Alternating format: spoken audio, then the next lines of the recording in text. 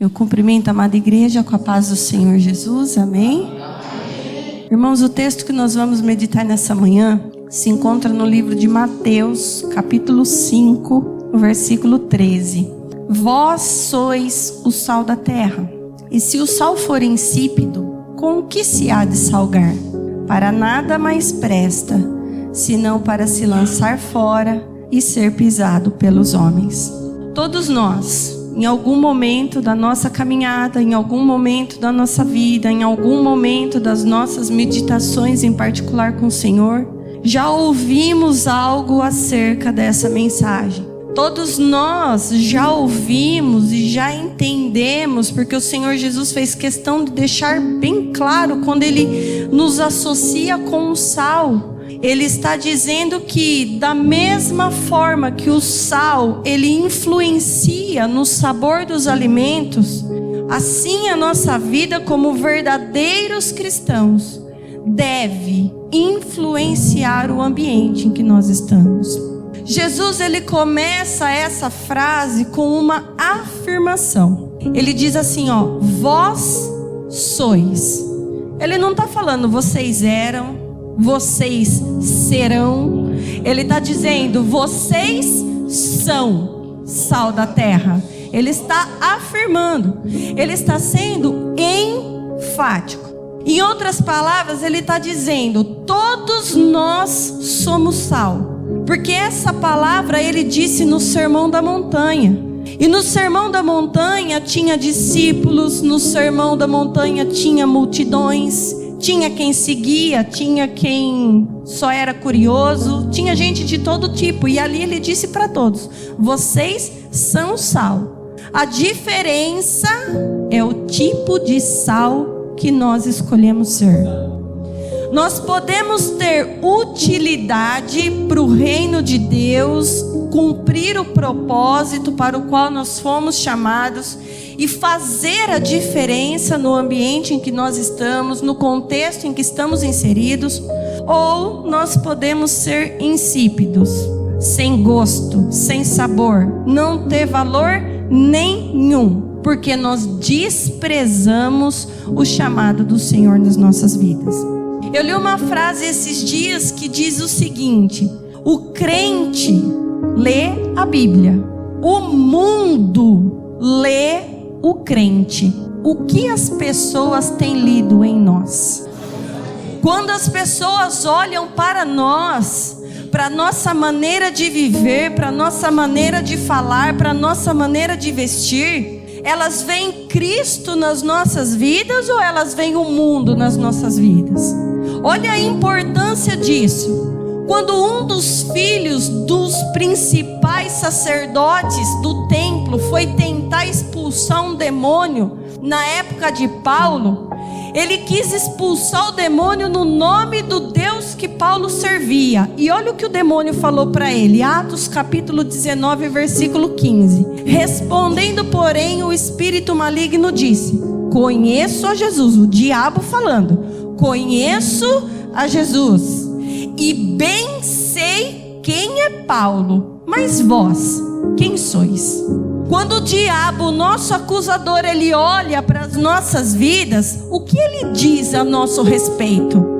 Ele fala, eu conheço esse cristão, eu bem sei quem é ele. Ele olha para nós e fala o que ele falou acerca de Paulo: este é o servo do Deus Altíssimo. Ou ele vira para nós e diz assim: quem você pensa que é?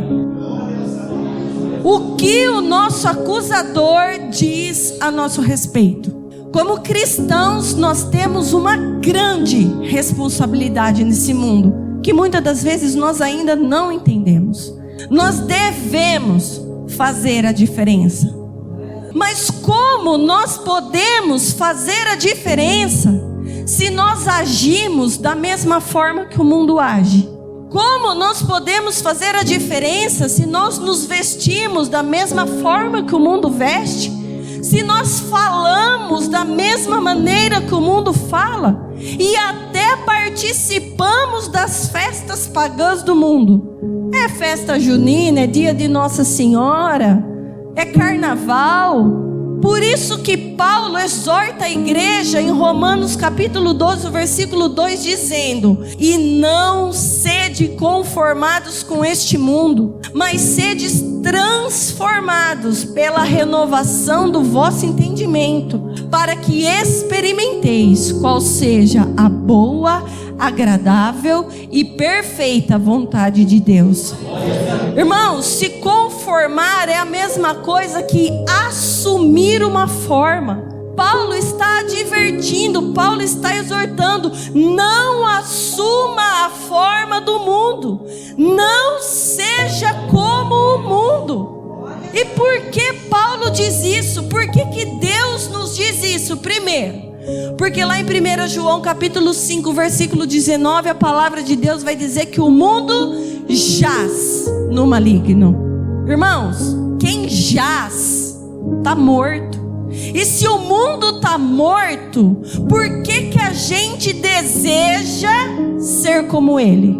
Por que a gente troca a vida e a vida em abundância por aquilo que é morte e destruição? Por aquilo que vem para matar, roubar e destruir? O Senhor nos exorta a não nos conformarmos com o mundo, porque lá em 1 João capítulo 2, o versículo 16, o Senhor vai nos dizer que tudo o que há no mundo não é do Pai. Se tudo que existe no mundo não é do Pai, por que nós desejamos para as nossas vidas aquilo que o Pai não nos oferece? Por que nós trocamos aquilo que é bom, perfeito e agradável, aquilo que é bênção, que acrescenta e não causa dores, por uma maldição? Por que não vos conformeis com este mundo? Porque em Tiago capítulo 4, versículo 4, a palavra vai dizer que aquele que tem amizade com o mundo é inimigo de Deus. Jesus disse que se nós ouvirmos e guardarmos os mandamentos, nós nos tornamos amigos do Senhor. Nós passamos a ter um relacionamento de intimidade. Deus, Ele começa a nos conduzir, nos revelar, nos mostrar tudo quanto vai fazer para nos levar para os seus pastos verdejantes, para os seus caminhos aplainados, para as suas veredas de justiça, para as suas águas tranquilas. E por que nós escolhemos ser inimigos de Deus? Irmãos, a palavra de Deus nos diz, Paulo mencionou: horrenda coisa, terrível coisa é cair na mão do Deus vivo. Por que desejamos a inimizade de Deus para cair nas mãos de um Deus irado? É tempo de nós pararmos de agradar o mundo. É tempo da gente parar de agradar a Satanás e começar a viver da maneira que Jesus nos chamou, como sal da terra. Por isso que 1 Pedro capítulo 1, versículo 15 vai nos dizer: mas como é santo aquele que vos chamou, sede vós também santos em toda a vossa maneira de viver. Santifica. O Senhor diz: santificai-vos, porque amanhã eu farei maravilhas no meio de vós. Muitas das vezes nós não vivemos as maravilhas, nós não vivemos as benevolências, nós não vivemos aquilo que o Senhor tem de melhor nas nossas vidas, porque não santificamos a nossa maneira de viver. Nos abstemos das coisas deste mundo enquanto estamos aqui dentro da igreja. Mas quando estamos lá fora, que temos que assumir a posição de sal, de fazer a diferença, de poder tomar um posicionamento e rejeitar as obras das trevas, aí nós nos conformamos com aquilo que o mundo nos oferece. Não vivemos uma vida para a glória de Deus. Como seremos sal? Como Jesus poderá olhar para nós e falar que somos sal da terra, que serve para alguma coisa, e não nos lançar fora e nem nos pisar, se nós não vivermos uma vida para a glória de Deus? Por isso que lá em 1 Coríntios, capítulo 10, o versículo 31 e 32, a palavra vai nos dizer: portanto, quer comais, quer bebais, ou façais outra qualquer coisa, fazei tudo para a glória de Deus. Aí ele diz: portai-vos. Quem se porta, irmãos, se comporta, tem atitudes, olha lá, de modo que não deis escândalo, nem aos judeus, nem aos gregos, e nem às igrejas de Deus.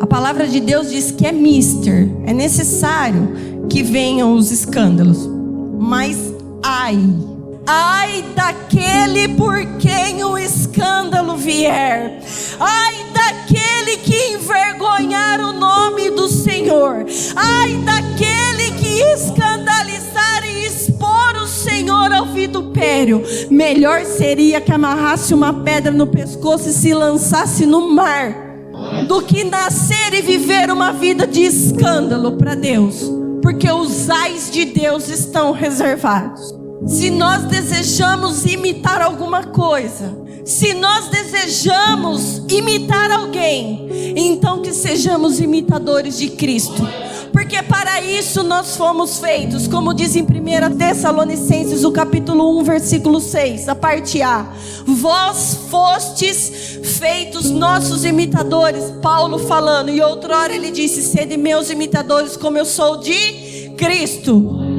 Fostes feitos nossos imitadores e do Senhor. Não somos feitos para ser imitador do Neymar, não somos feitos para ser imitador da Gisele Bündchen, não somos feitos para ser imitadores dos famosos desse mundo, dos atores de novela. Nós somos feitos para sermos imitadores do Senhor. Ei, Sal, quem nós estamos imitando? Cristo ou o mundo que jaz no maligno? Mas uma coisa me chamou a atenção nessa afirmação de Jesus, porque ele falou assim: vós sois o sal da terra. Irmãos, sal da terra é diferente de ser sal na terra, como todo mundo ensina por aí. Eu ainda diria além: nós temos que ser sal da terra na terra. Quando a gente olha para essa preposição que Jesus usa aqui, da terra, o na e o da são preposições que elas vão mudar totalmente o contexto da frase. Quando a gente usa a preposição na, nós estamos indicando um lugar.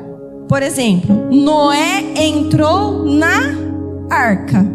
Então ele saiu de um lugar de origem e foi para outro lugar.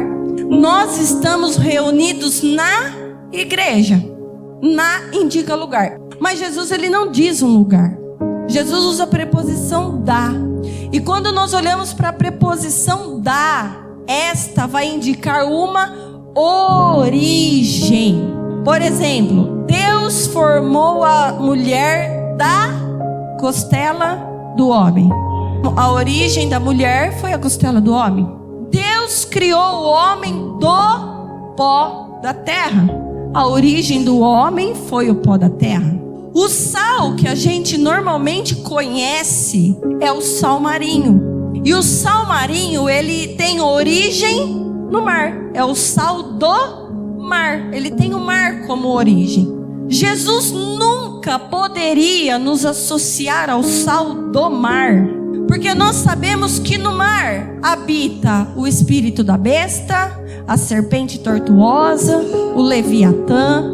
Se Jesus nos comparasse com o sal do mar, ele estaria dizendo que as nossas origens estão fundamentadas no engano. Ele estaria dizendo que as nossas origens estão no maligno. Ele estaria dizendo que nós nascemos da besta, fomos formados pela besta e não nascemos do Espírito. Por isso que Jesus vai nos comparar com o sal da terra e não do mar. E aí eu fui pesquisar que sal é esse então, que tem a sua origem da terra e não do mar, para que Jesus nos comparasse. E existe, eu não sei se é do conhecimento da maioria, eu não sabia, aprendi isso quando Deus me revelou essa palavra. Existe um sal que é extraído da terra. Esse sal, ele é chamado de sal-gema, mais popularmente conhecido como sal da rocha. Porque ele tem as suas origens nas rochas subterrâneas. A primeira lição que Jesus nos ensina quando ele nos compara com o sal da terra, com o sal da rocha, é que para nós podermos ser sal da terra, nós temos que ter parte com a rocha. Nós temos que fazer parte da rocha. Temos que ser um só com ela. Que rocha é essa? Olha o que o Salmo 78, versículo 35 diz: e se lembravam de que Deus era a sua rocha e o Deus Altíssimo o seu Redentor. Deus é a nossa rocha. Se nós queremos ser sal da terra, que não é lançado fora, que não é insípido, mas que faz a diferença no contexto em que estamos, nós temos que ser um com Deus. Mas como é que nós fazemos parte dessa rocha? Como é que nós nos tornamos um só com ela? Olha o que o Senhor disse a Moisés em Êxodo, capítulo 33, o versículo 21 e 22. Disse mais o Senhor: eis aqui um lugar junto a mim. Aqui te porás sobre a penha. E acontecerá que quando a minha glória passar, pôr-te-ei numa fenda da penha, e te cobrirei com a minha mão até que eu haja passado. Antes de Deus poder revelar a sua glória para Moisés, Deus falou: vem aqui nesse lugar junto a mim. Quem está junto está muito próximo. Quem está junto está muito perto. Quem está junto está unido. Quem está junto é um só com aquilo. Ele falou: vem aqui nesse lugar junto a mim e se coloque sobre a penha. Por que Deus não escreveu uma pedra qualquer? Porque tem diferença entre a penha e as demais pedras. Penha, irmãos, é a pedra localizada no ponto mais alto do cume de uma montanha.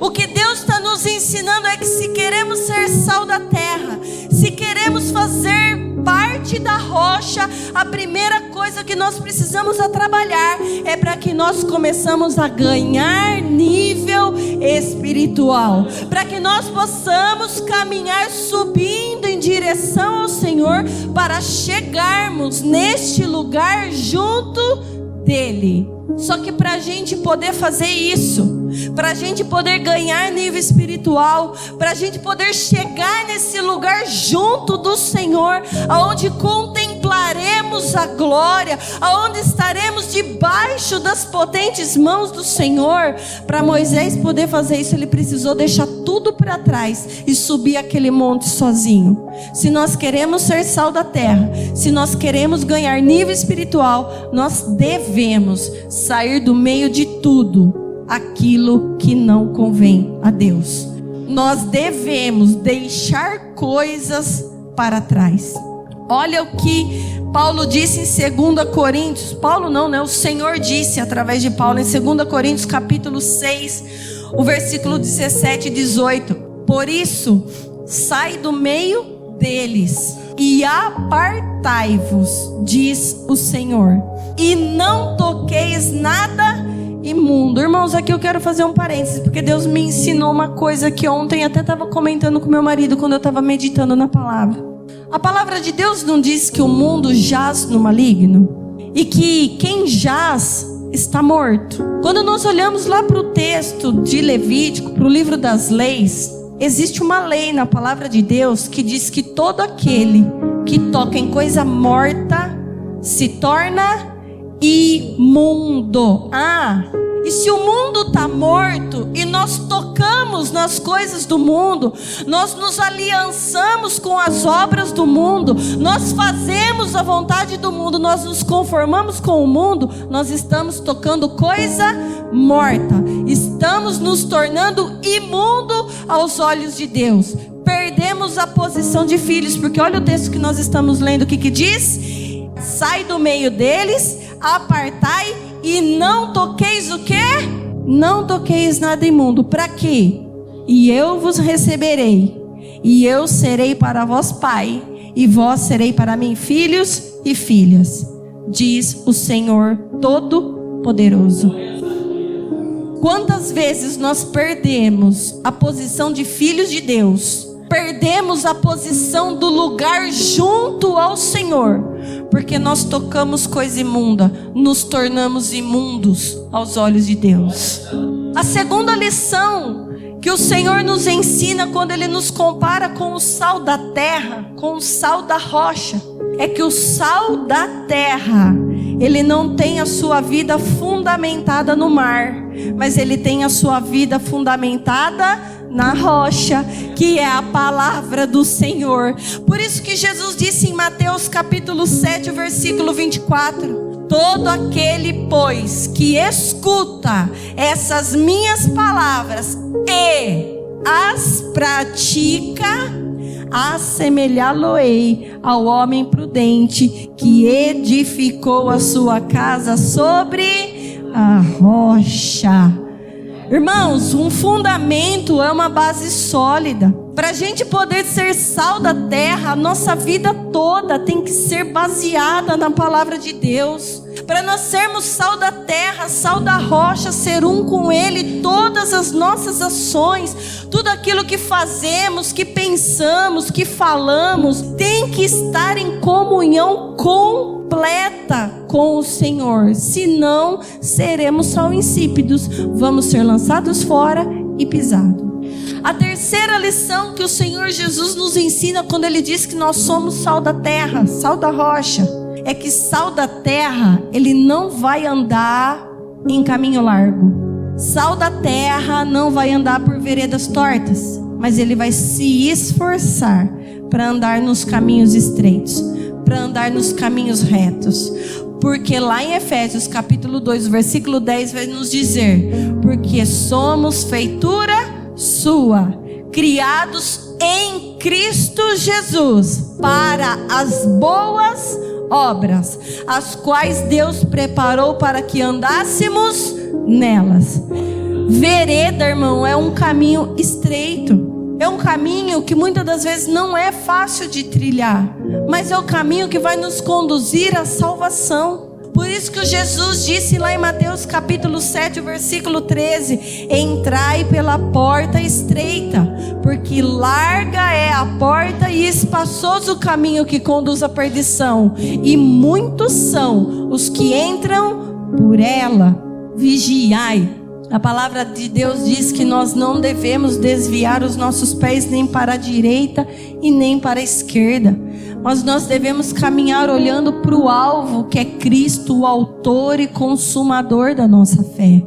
A quarta lição que nós aprendemos quando Jesus diz que nós somos sal da terra, sal da rocha, é que o sal da terra, ele não vai viver uma vida enganosa, ele não vai viver uma vida de aparência, ele não vai viver uma vida de vaidades que não convém a Deus, mas ele vai viver em espírito e em verdade diante do Senhor. Por isso que Gálatas 5,16 vai dizer: digo, porém, andai em espírito e não cumprireis a concupiscência da carne. Você quer ver um texto que testifica disso? Que todos nós somos sal da rocha. Olha o que Isaías declarou lá em Isaías capítulo 51, o versículo 1. Ouvi-me vós, os que seguis a justiça, os que buscais ao Senhor. Por que ele está fazendo menção para quem segue a justiça e busca o Senhor? Porque aquele que busca o reino de Deus e a sua justiça em primeiro lugar, esse está disposto a pagar o preço para fazer a vontade do Pai.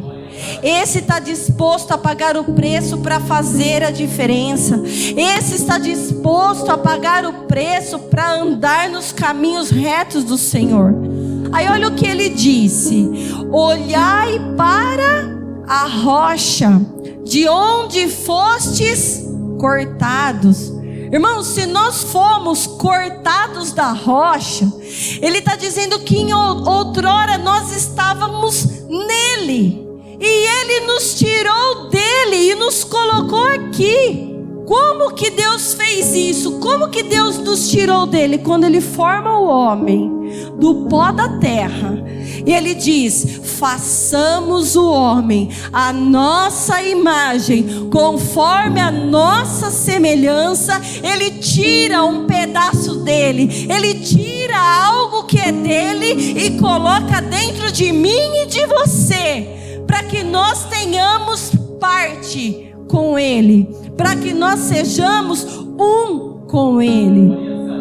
Por isso que Paulo declarou em Atos, capítulo 17, o versículo 28, a parte A: quem é sal da terra vive desta forma, porque nele vivemos e nos movemos e existimos, porque sem ele nada nós podemos fazer. Quer ser sal da terra? Então vamos viver de forma que, porque dele, por ele e para ele sejam todas as coisas.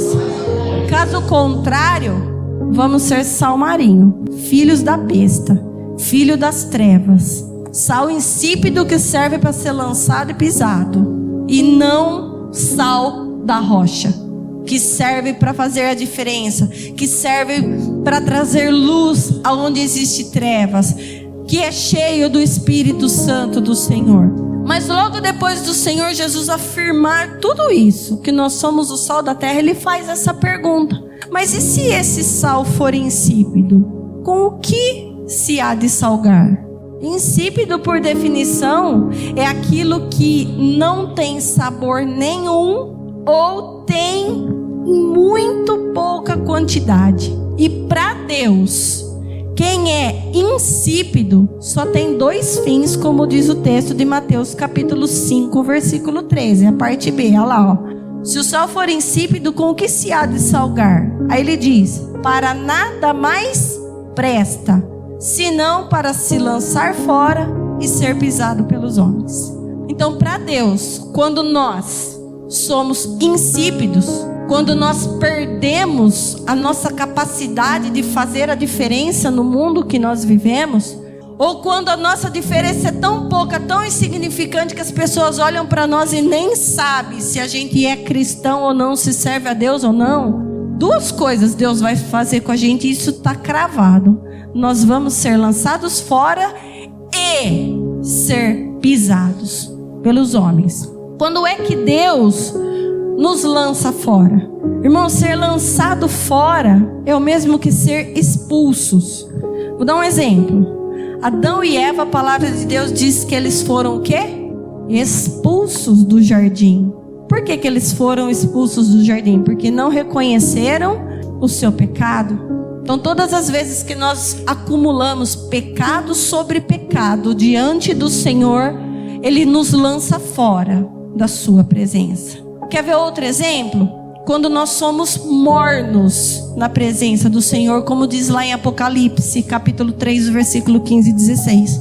Uma hora eu sirvo, uma hora eu não sirvo, uma hora eu pareço com Cristo, outra hora eu pareço com o mundo.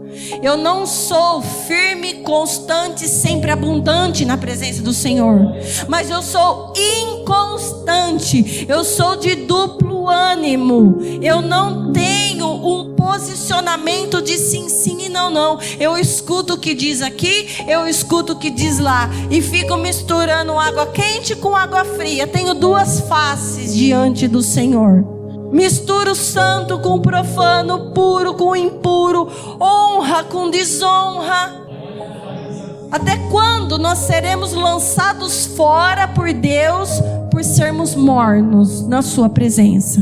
Você quer ver outro exemplo? Quando nós cocheamos em dois pensamentos, como diz lá em 1 Reis, no capítulo 8, versículo 21. O povo não sabia se servia a Deus ou se servia a Baal. Ficava querendo agradar dois senhores, fazendo a política da boa vizinhança. Eu não vou me indispor aqui, eu não vou me indispor ali para não arrumar dor de cabeça. Eu venho aqui na igreja, eu faço as coisas para Deus. Eu vou ali no mundo, eu faço as coisas para o mundo. Fico tentando agradar a Baal por causa das nossas idolatrias. A palavra de Deus diz que um reino dividido não subsiste. Até quando nós vamos ser lançados fora da presença de Deus, porque carregamos idolatrias dentro do nosso coração, nas nossas vidas, para agradar a nossa carne e a nossa vontade? Quer ver um outro exemplo? Quando Deus nos lança fora, quando nós sentamos na mesa de Cristo, e também sentamos na mesa de demônios, como diz em 1 Coríntios, o capítulo 10, o 21 e 22. O Senhor nos orienta, não podeis beber o cálice do Senhor e o cálice dos demônios. Não podeis ser participantes da mesa do Senhor e da mesa de demônios. Aí ele pergunta, ou irritaremos ao Senhor? Somos, porventura, nós mais fortes do que Ele? Irmãos, quando nós sentamos na mesa de Cristo e sentamos na mesa de demônios, é a mesma coisa que nós tocarmos no corpo e no sangue de forma indigna. Sabe o que acontece conosco quando nós agimos dessa forma? Estamos nos condenando, porque aquele que toca no corpo e no sangue indignamente toca para a sua própria condenação. Até quando nós vamos ser lançados fora da presença de Deus, porque queremos servir a Deus e aos demônios e tocamos indignamente no corpo e no sangue de Cristo? A palavra do Senhor para nós nessa manhã é: o machado está posto na raiz da árvore.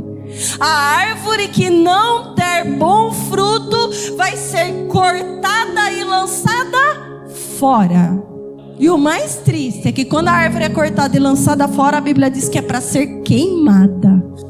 E quando é que Deus permite que nós sejamos pisados? Quem é pisado é esmagado. Quem é pisado é humilhado. E você quer ver um exemplo clássico? A palavra de Deus diz que aquele que a si mesmo se exaltar, será o quê? Humilhado. Quantas vezes Deus nos pisa porque nós enchemos o nosso coração de soberba? Quantas vezes Deus permite a humilhação, o esmagamento vir na nossa vida porque nós nos gloriamos na nossa sabedoria, na nossa força, nas nossas riquezas, ao invés de nos gloriarmos em conhecer a Deus e prosseguir em conhecer a Ele? Você quer ver um outro exemplo que Deus permite que nós sejamos pisados?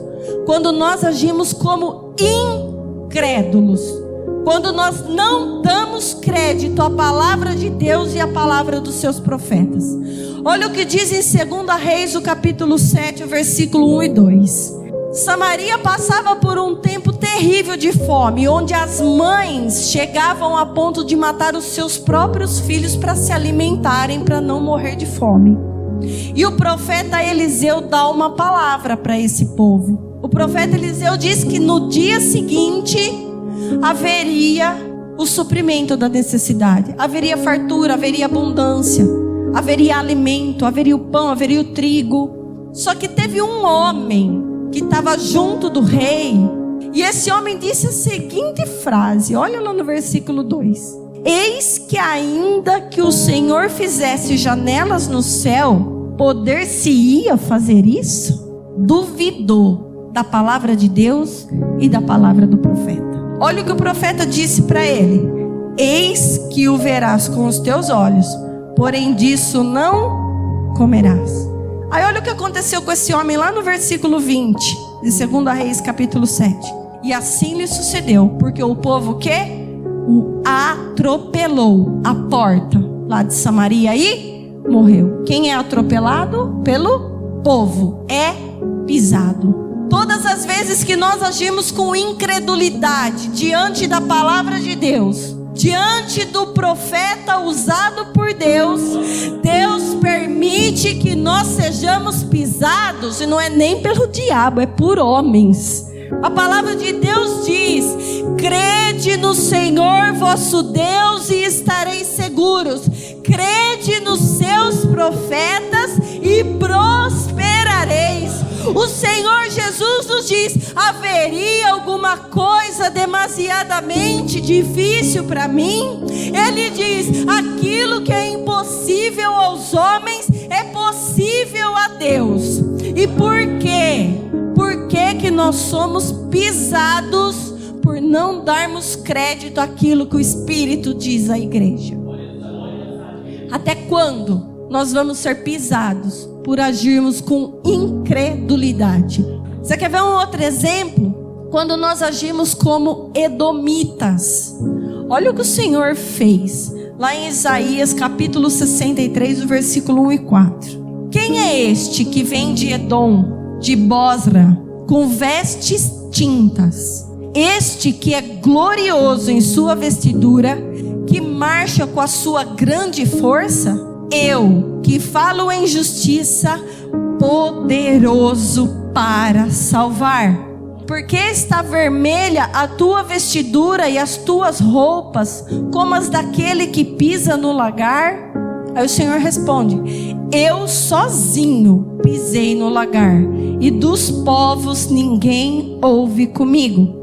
E os pisei na minha ira e os esmaguei no meu furor. E o seu sangue salpicou as minhas vestes, e manchei toda a minha vestidura, porque o dia da vingança estava no meu coração, e o ano dos meus remidos é chegado. Todas as vezes que nós agimos como edomitas, é isso que o Senhor faz com nós. Ele nos pisa até o nosso sangue salpicar as suas vestes. Como é que nós agimos como edomitas? Edomitas era a descendência de Esaú. E o que Esaú fez diante de Deus? Ele trocou a bênção da primogenitura por um prato de lentilha. Quer ver quando que nós agimos como um edomitas? Quando nós deixamos de dar a premissa de Deus. Quando nós trocamos a premissa ao Senhor para satisfazer a nossa carne com os pratos de lentilha oferecidos pelo mundo, oferecido pelas circunstâncias. Todas as vezes que nós invertemos a ordem, que nós colocamos as demais coisas na frente do reino de Deus e a sua justiça, agimos como edomitas. Seremos pisados pelo próprio Senhor até o nosso sangue salpicar as suas vestes. Até quando? Até quando nós vamos ser pisados porque trocamos a bênção pelo prato de lentilha? E você quer ver um exemplo clássico de uma pessoa que aconteceu as duas coisas ao mesmo tempo? Foi lançada fora e logo em seguida já pisado. Porque às vezes Deus, ainda pela sua infinita misericórdia, Ele nos lança fora, nos manda para um deserto para a gente despertar e dar tempo de voltar. Mas dependendo das nossas ações e das nossas condutas diante do Senhor, a gente não tem esse tempo. Você quer ver uma pessoa que o tempo acabou para ela? Jezabel. Olha o que diz em 2 Reis capítulo 9, versículo do 30 ao 33. Depois Jeú veio a Jezreel, o que ouvindo Jezabel pintou-se em volta dos olhos, enfeitou a sua cabeça e olhou pela janela. E entrando Jeú pelas portas, disse ela: teve paz Zinri, que matou a seu senhor? E levantou ele os olhos para a janela e disse: quem é comigo? Quem? E 2 ou 3 eunucos olharam para ele. Então disse ele: lançai-a daí abaixo. E lançaram-na abaixo, e foram salpicados com o seu sangue a parede e os cavalos, e Jeú a atropelou. Todas as vezes que nós andamos após as nossas vaidades, as vaidades que não convêm a Deus, todas as vezes que nós carregamos os nossos bezerros de ouro ao invés de lançar eles fora, nós somos lançados e pisados da presença do Senhor. A palavra de Deus nos diz no Salmo de número 4: até quando convertereis a minha glória em infâmia? Até quando nós vamos infamar o nome do Senhor? Até quando nós vamos apagar a glória do Senhor nas nossas vidas e sermos lançados fora e pisados pelo Senhor?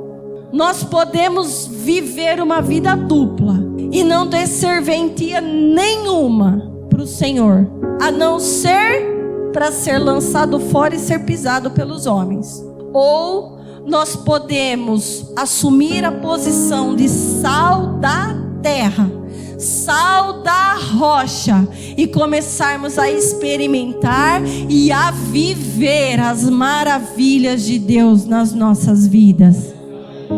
Sabe por quê, irmãos? Porque olha que tremendo. Quando nós decidimos nos comportar como sal da terra, sal da rocha, nos posicionarmos e seguirmos direitinho aquilo que o Senhor tem nos ensinado, olha as benevolências desse posicionamento na nossa vida. A primeira coisa que Deus vai fazer quando nós nos comportamos como sal da terra, Ele vai sarar as nossas águas. Tudo aquilo que é amargura nas nossas vidas, Ele começa a tirar. Ele começa a nos livrar das mortes, das ferramentas preparadas contra nós, e faz com que nós comecemos a dar frutos bons na sua presença. Olha o que diz em 2 Reis capítulo 2, o versículo 21. Então saiu ele ao manancial das águas e deitou sal nele. E disse: assim diz o Senhor, sararei a estas águas, e não haverá mais nela morte nem esterilidade. Sal da terra é sarado, sal da terra cura onde ele está, sal da terra transforma aquilo que outrora era amargura, aquilo que outrora era morte, aquilo que outrora era infrutífero, em bênçãos, em vida e vida em abundância.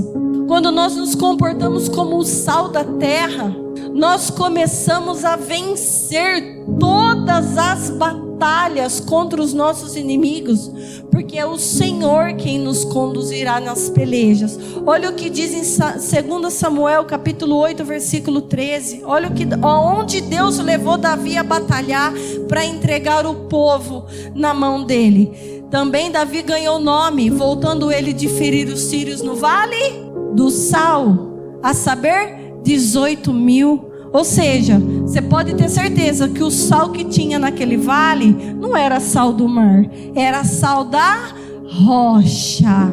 E o mais importante é que quando nós nos comportamos como sal da terra, como sal da rocha, o Senhor faz aliança perpétua conosco e com a nossa descendência. Ele age de benevolência e misericórdia para conosco todos os nossos dias das nossas vidas, incluindo as gerações futuras. E além disso, tudo aquilo que nós ofertarmos, tudo aquilo que nós sacrificarmos a Ele, Ele receberá, como recebeu Abel e a sua oferta.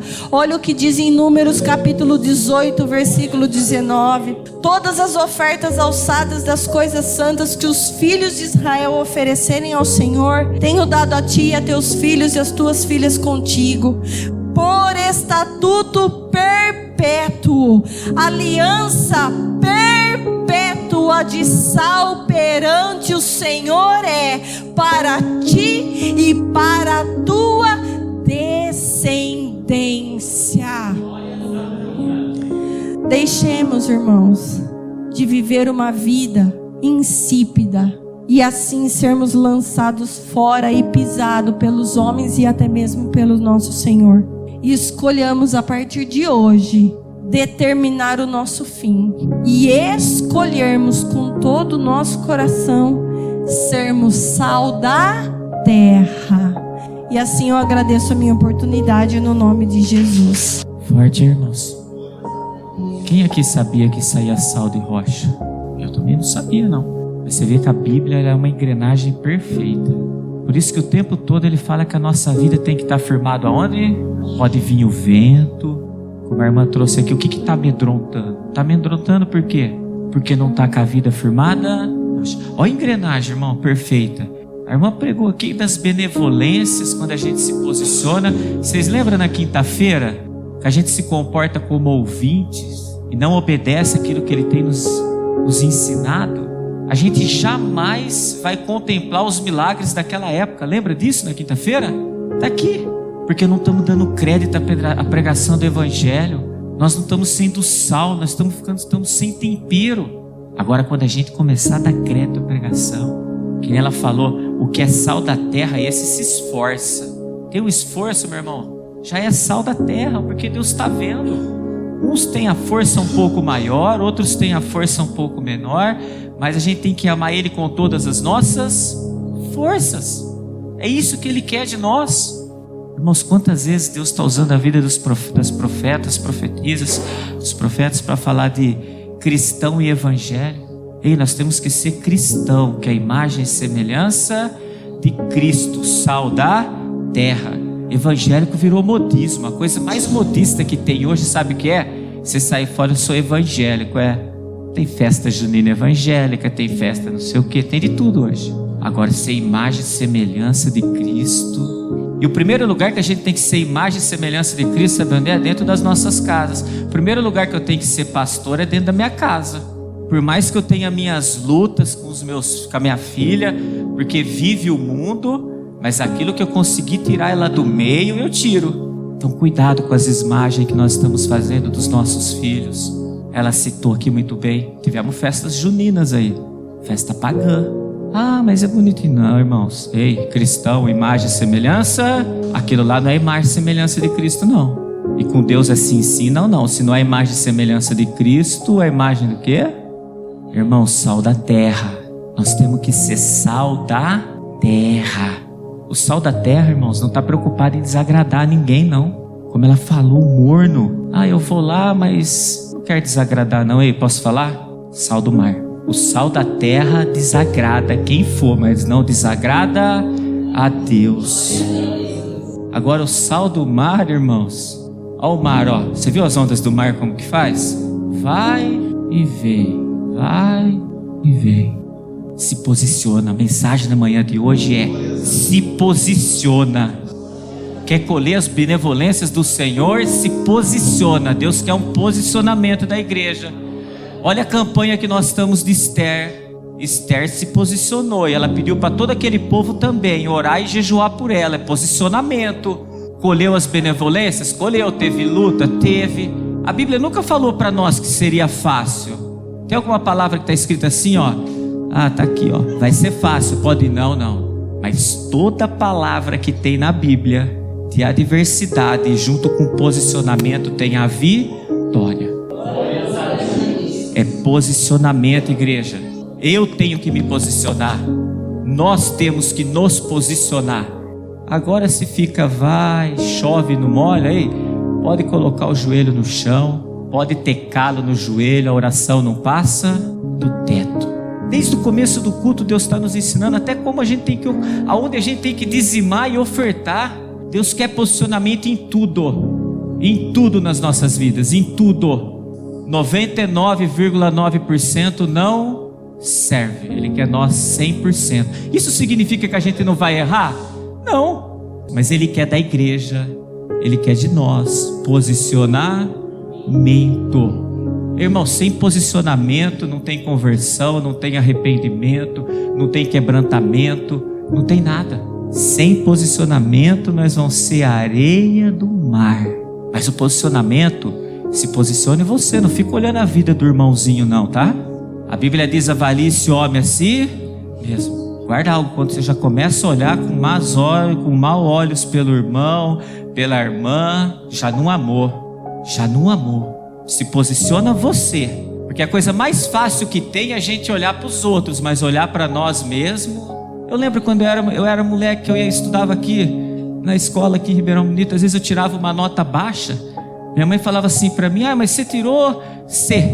Sabe o que eu falava? Mas fulano tirou D. Quer dizer, em vez de eu me posicionar, estudar para melhorar, para fazer conforme estava escrito, eu olhava para o outro que estava pior. Então fico olhando para ninguém, não. Nós temos que nos espelhar no autor e consumador da fé. Então se posicione nós, nos posicionemos nós. Não olha para ninguém, não. Só olha para o alto, firme, constante, sempre abundante. Vai ter tropeço, vai ter momentos que vai caminhar, bate o pó, vamos lá, Deus ergue, meu Deus me perdoa. E assim, irmãos, isso, guarda algo, é até o último respirar nosso nessa terra de vivência.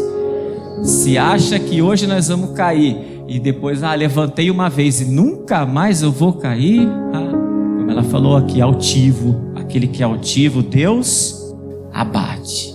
Caí, levantei, mas eu estou me esforçando para não cair de novo. E se em algum momento da minha caminhada eu vir a cair, eu sei que tem um consolador, a gente sabe que tem um amigo que nos pega no braço e nos levanta.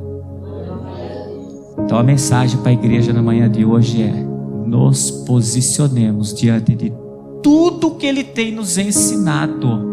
Tudo. Olha as revelações de Deus para conosco. Olha o quanto Deus nos ama, irmãos. Eu nunca imaginei que de uma rocha tinha sal, mas Ele nos ensinou que tem. Por isso que a nossa vida tem que estar firmada na rocha. Amém?